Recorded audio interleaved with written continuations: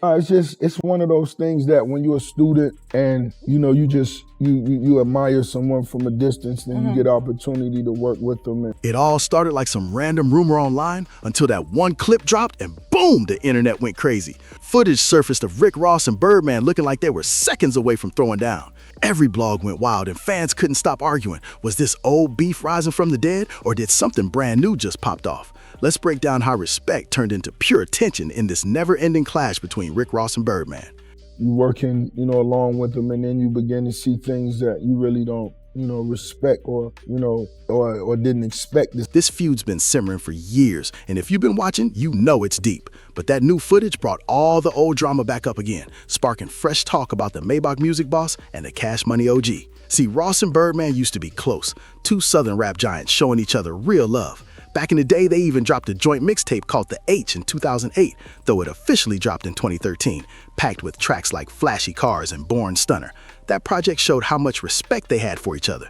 Ross used to call Birdman his idol, saying he pushed him to hustle harder and level up in the game. I just felt like the time was now. As brothers, the examples we set now for the youth. I remember being the same ones watching Ice Cube, watching Russell Simmons. We setting the precedent right now for the future, and that's not what we want them to see. Birdman showed that same love back, calling Ross his brother, and even teaching him how to move smart in the industry. So how did that brotherhood crash so bad? To get it, we gotta rewind and look at Birdman's other tight bond, the one with Lil Wayne. The drama between Rick Ross and Birdman didn't just appear out of thin air. It came straight from the fallout between Birdman and his longtime protege, Lil Wayne. Back in the day, Birdman discovered Wayne when he was just a kid from New Orleans, spitting bars in the Magnolia Projects. Birdman saw the talent instantly and said, "This kid's special." He signed Wayne to Cash Money in 1993, and from there, their bond grew deep. Wayne saw Birdman as a real father figure, even calling him daddy after losing his stepfather in 1997. They dropped hit after hit, built an empire, and Birdman used to say Wayne was like a son to him, the one he'd die for. But by late 2014, things fell apart. In December, Wayne shocked everyone on Twitter, saying he felt like a prisoner at Cash Money. What is Birdman doing? Lil Wayne hasn't been able to release his album that has been ready to be released for a long time now. It was time for somebody to speak on it. His music is being stopped because there's sort of contract dispute between Birdman and Lil Wayne. He claimed Birdman was holding back his album, The Carter 5, and his money. Then in early 2015, Wayne hit Birdman and Cash Money with a $51 million lawsuit for holding out on him. That's when Rick Ross stepped in.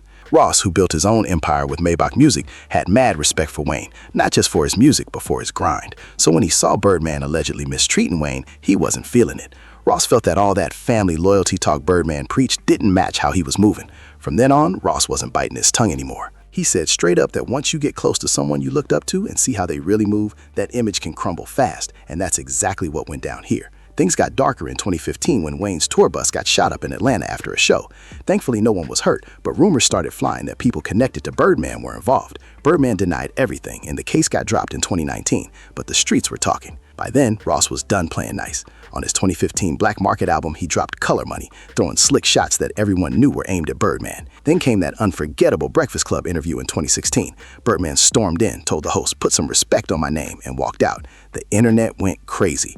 Ross couldn't resist. He sent bottles of his Belair Rosé to Charlemagne the God, pure petty energy. By that point, Ross and Birdman were officially on opposite sides. And when Wayne started tweeting about quitting rap, Ross stirred it up even more, tweeting that Wayne should join Maybach Music and telling someone to get Birdman on the phone. Birdman couldn't believe it. In interviews, he said he didn't get why Ross was even jumping into all this. From Birdman's feud, they had history, they were cool, but that respect, it was long gone by then. When Ross came at Birdman in public, it hit hard, pure betrayal in Birdman's eyes. It all has to do with money. DJ Khaled, he was robbed also? Don't get it twisted. DJ Khaled is extremely successful, man. But the situation he was in with Birdman most definitely He was signed to Birdman's label. Correct. And it didn't work out the way he assumed it would. Birdman, you ain't a boss till you clean your face, you dig? But Ross had his reasons, and they cut deep. Another name jumped into the mix, DJ Khaled, Ross's day one brother. According to Ross, Birdman had also played Khaled dirty with shady business moves, and that was the final straw. When you start messing with someone's close circle, things turn personal fast. At that point, it wasn't just about Wayne anymore. Ross felt Birdman had crossed too many lines, hurting people he truly respected. Once that happens, there's no going back. Idols turn into rivals, and that bond, gone for good. Everything exploded in March 2017 when Rick Ross dropped Idols Become Rivals featuring Chris Rock, the track that defined their beef. But this wasn't just a diss track, it was a full-on confession. Ross laid it all out. Shady deals, broken loyalty, fake love, all over a haunting beat that gave everyone chills. He wasn't just spitting bars, he was telling his truth. The song hit raw and emotional, landing on his album Rather You Than Me. Ross accused Birdman of using Wayne, DJ Khaled, and others to fund his flashy lifestyle, while the real creators behind the hit struggled to get their pay. Ross even talked about how the man he once idolized, the one who inspired him, ended up taking from him before he could even count his own cash. He ended the track with a prayer, asking for Birdman to find some kindness for Wayne, recognizing how much Wayne sacrificed to help build that empire. Ross didn't just stop at idols become rivals, he went even harder. He called out the long history of Cash Money's money disputes, demanding producers and artists finally get paid what they deserved. To Ross, this wasn't just about Wayne or Khaled, it was about every artist who ever felt cheated, disrespected, or shut out. With Chris Rock featured on the track, it hit like a public roast. Not a diss, but an expose. Ross turned all that pain into poetic revenge, firing shots coded in truth and emotion. He said this wasn't about chasing clout, it was about accountability. In interviews, Ross made it clear, this ain't a diss record, it's a clean your face record. He wanted Birdman to face his actions through music, not beef or drama. Ross said real bosses don't starve their people while shining in designer chains. There's nothing gangster about getting rich while your artists struggle. He wasn't chasing headlines, he was standing up for everyone too scared to speak. In a Billboard interview, Ross doubled down. He said Birdman should have been in the studio with his artists, making sure they were straight, not caught up in lawsuits while he enjoyed luxury. To Ross, the game was supposed to be about art, loyalty, and respect, not greed. He couldn't understand how Birdman could watch his team struggle while he lived large off their work. Ross said, if someone helps you build your empire, you make sure they eat too. That's loyalty, that's the code. And in his eyes, Birdman broke that code completely. When Idols Become Rivals dropped, Birdman tried to play it cool in interviews, saying he wasn't caught up in old drama and was focused on business. He acted unbothered, calm, collected, and focused on his bag. But by October 2017, that calm was gone. Birdman jumped on Instagram Live with a nearly 10-minute rant, throwing slick shots without naming names. He called out his critics as little bitty boys and dropped what sounded like a veiled threat, saying, "You don't want to see no murder." He didn't say Ross's name directly, but everyone knew who he was talking about.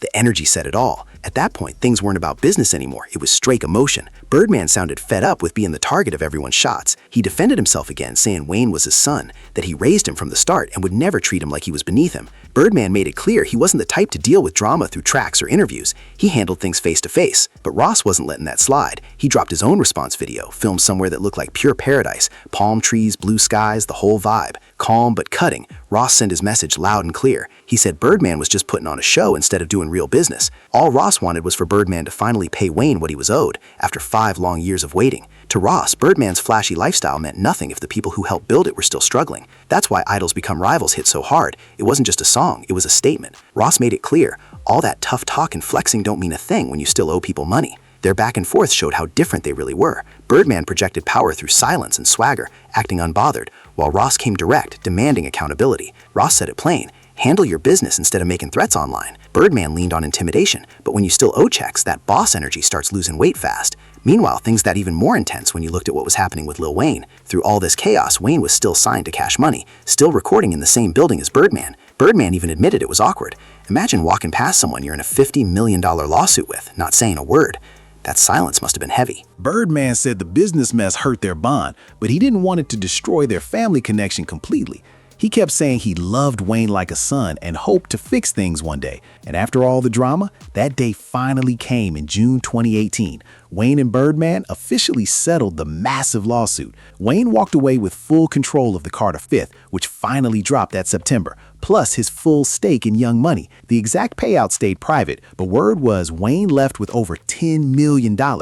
After years of tension and silence, both sides finally seemed ready to move on, and the moment that proved it came in August 2018 at Lil Louisiana Fest. Birdman pulled up on stage, hugged Wayne in front of the crowd, called him the greatest, and told him how much he loved him. It was emotional, the kind of moment fans never thought they'd see again. After years of lawsuits, interviews, sneak disses, and non-stop tension, it finally looked like that long chapter between Birdman and Lil Wayne was closing. The hip-hop world breathed a sigh of relief seeing them squash it, even if the road there was messy, dramatic, and full of headlines. But just when things seemed calm, the story wasn't over. Because while Wayne and Birdman found peace, there were still old wounds and unfinished business bubbling under the surface, especially between Rick Ross and Birdman. Their tension never really cooled off, not even a bit. It stayed simmering for years, popping up again in interviews, cryptic posts, and social media moments that kept fans guessing. And what made it even wilder? Other big names in the industry kept jumping in, adding layers to an already tangled history. Fast forward to July 2022, and Birdman decided to stir the pot once again. He pulled up on BJ Academics Off the Record podcast and went straight at Rose, accusing him of biting his whole style. Birdman claimed Ross studied his blueprint, learned the Cash Money formula, then flipped it to create Maybach Music Group. He said Ross took moves straight out of his playbook, then used them to build his own empire. Birdman didn't hold back one bit. He reminded academics how close he and Ross used to be, but said he couldn't ignore what felt like betrayal, watching someone he once taught turn around and outshine him. To Birdman, this wasn't just business competition, it was personal. He felt Ross didn't just criticize him, he took lessons from his operation and used them to win. Whether that's truth or just Birdman's version, one thing's clear. Birdman truly believes he helped shape the Ross we see today. So when Ross started calling him out on interviews and records, Birdman saw it as the ultimate backstab. And lately, Birdman's been even more vocal about it. He's made it clear there's no love left. He said that if things ever reached a breaking point, he already knows how he'd handle it. And let's just say it wouldn't be through tweets or diss tracks. That statement hit different because Birdman wasn't talking like a label boss. He was talking like someone who still lives by that old school street code. In his world, disrespect doesn't get handled online. It's dealt with face to face. No internet back and forth, no attention games, just real life consequences. Birdman's always made one thing clear. He's built different. He wants people to remember that. What's wild, though, is how he still says he doesn't understand why Rick Ross turned on him in the first place. Even after all these years, he sounds genuinely confused when the topic comes up. From Birdman's view, they weren't just business partners, they were brothers. So seeing Ross flip from loyalty to beef, that's something he says he'll never fully get. And that mix of pride, confusion, and hurt is exactly what keeps this tension alive today, even while everyone else moved on. When Birdman talks about Ross stepping in, he always frames it like Ross was interfering in family business.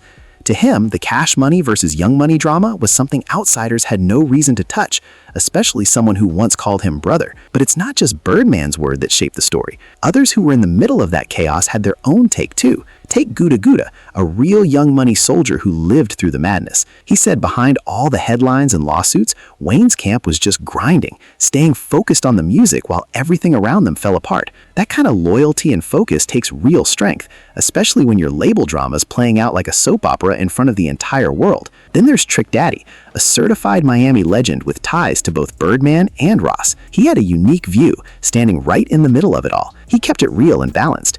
He said he respected Birdman's business legacy, but admitted things could have been handled way better from the start. He made it plain. I'm not arguing over another man's money. To him, that kind of situation wasn't for outsiders to jump into. And yeah, some people took that as a message aimed straight at Ross. Still, Trick didn't give Birdman a free pass either. He said Birdman could have stepped up earlier, handled business smoother, and avoided the chaos before it got out of control. And here's the crazy part. Even though Wayne and Birdman finally squashed their feud, the ripple effects still shake the industry today. The Ross versus Cash Money tension keeps popping up in new ways, especially when it connects to other rap drama. Like in 2024, when Rick Ross and Drake had that highly publicized back and forth, fans couldn't help but bring up idols become rivals all over again. Since Drake came up under Young Money, it all tied right back to Birdman's empire. Even now, in 2026, fans still bring this feud up every time Ross drops a new track or throws a slick line.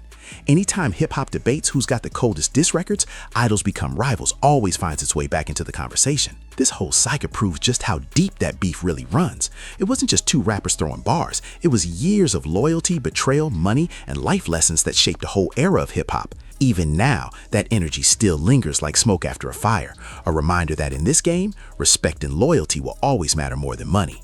But here's where it gets wild. After all these years, the tension between Rick Ross and Birdman is heating up again like it never left. Every time people think it's cooled off, something small, a lyric, a post, a quote, sets the whole thing ablaze again. Lately, the whispers online have been getting louder, hinting this might not just be old beef, it might be the start of a brand new round. Over the past year, fans have noticed Ross dropping slick bars that sound way too specific, while Birdman's been tossing cryptic comments in interviews. Even without saying names, the energy's unmistakable. That cold, quiet tension between two powerhouses who still got unfinished business. What makes it even crazier? Both men still move with the same confidence they had back in the early 2010s, just older, richer, and sharper. Ross keeps flexing his boss life, the mansions, the Wingstop empire, that billionaire grind mindset. Meanwhile, Birdman's still doing interviews showing he runs things behind the scenes, proving his influence never faded. It's like watching two kings from rival castles, both reminding the world they're still standing tall. But underneath all the flash, there's pride, and neither one wants to be the first to back down. For Ross, it's about principle and accountability. For Birdman, it's about legacy and staying untouchable after decades in the game. And when pride and legacy collide in hip-hop, anything can happen. By late 2025, rumors started swirling that Ross was working on a new project, and insiders hinted he might finally address old business. Fans instantly jumped to conclusions, convinced he was talking about Birdman again. Screenshots, tweets, and interview clips spread everywhere. Social media went wild asking one question: is Idols Become Rivals Part 2 coming? Birdman didn't stay silent either. He caught wind of the rumors and fired back with a quick but loaded Instagram story. Real bosses don't repeat moves, they make new ones. That one line sent the internet into overdrive. Some said it was shade, others said it was a warning. But one thing was clear: this tension between these two, still alive, still breathing, and maybe about to erupt all over again. At this point, it's bigger than personal drama. This feud has become a reflection of two eras of hip-hop. Birdman stands for that old-school power structure: labels, contracts, loyalty, and total control. Rick Ross, though, represents the newer wave: independence, ownership, and artists speaking up for themselves. Their clash feels like two generations of hustlers battling over what it really means to be a boss. And according to insiders, there's zero chance of a reunion anytime soon. Both men are way too deep in their own lanes now. But the fans, oh, they're loving every second of it. Every interview, every vague post, every subtle lyric, it all goes viral instantly. Blogs, YouTubers, and TikTok creators are dissecting every move, trying to figure out if we're about to see the sequel to one of hip-hop's most iconic beefs. And while neither side's confirmed anything yet, that buzz alone keeps the internet on fire. Because with Ross and Birdman, one day's calm, and the next, it's straight fireworks. Right now, it feels like a chess match. Both of them quiet, composed, but ready to make the next big move. The only question is, who's going to play their next card first? Whenever people talk about rap beefs that shook the culture, this one always comes up. Idols Become Rivals still gets mentioned every time Birdman's name hits the news. Fans call it one of the hardest diss tracks of the modern era, not just for the bars, but for the truth Ross laid out. That record became a symbol of what happens when loyalty turns sour in the music game. And it wasn't just fans talking. Even heavyweights like 50 had something to say. Back when the Birdman and Lil Wayne fallout was at its peak, 50 jumped in with some real insight. He said family beefs hit different. No matter how bad it looks, blood has a way of healing behind closed doors. Turns out, he was right. Just like 50 predicted, Wayne and Birdman eventually made peace. They hugged it out, settled the money, and moved forward. But Ross, he's still outside that reunion circle. Because while Birdman found it in his heart to forgive Wayne, he's made it clear: forgiveness for Ross isn't on the table. 50's words hit the nail on the head. This wasn't just business, it was family. And family feuds don't play by regular rules. There's love, pride, pain, and history tangled up in every move. Ross stepped in thinking he was standing up for what's right, calling out exploitation and fighting for fairness. But in doing so, he stepped into something way deeper than he realized. And truth be told, Ross wasn't wrong. In the end, Lil Wayne did get his money, his masters, and full control over his own music. Exactly what Ross had been calling out from the start. Everything he said turned out to be facts. So from Ross's side, it's easy to see why he feels vindicated. The lawsuit wrapped up, the truth came out, and the world saw those issues were real. His rep as the one who said what needed to be said only got stronger. But from Birdman's side, the story hits way different. In his eyes, this wasn't about justice or truth. It was betrayal. Birdman truly believed he helped Ross level up, taught him how the game moved, and treated him like family when he was still coming up. So when Ross went public, siding with Wayne, and started calling him out, that cut deep. To Birdman, it wasn't business, it was personal, like getting stabbed in the back by someone he once called brother. And that's why, even today, there's still that cold silence between them. Time's moved on, the rap scene's evolved, and new stars have risen. But that bad blood, it still lingers heavy in the air. It's a reminder of how messy things get when money, music, and loyalty all collide. At the end of the day, Idols Become Rivals isn't just a diss track. It's a warning, a lesson, and a moment in hip-hop history that still sparks debate years later. Whether you ride with Ross or Birdman, one thing's undeniable. Both men shaped an era, both left their mark, and both proved that being a boss in this game comes with real consequences. And if we're being real, this story might not be over yet. Hip-hop never forgets, and egos never sleep. So who knows what could happen next between these two legends? If you've been rocking with this deep dive and want more breakdowns like this, hit that like, subscribe, and drop a comment below. Let's hear it. Are you Team Ross or Team Birdman? Your take might just show up in the next video.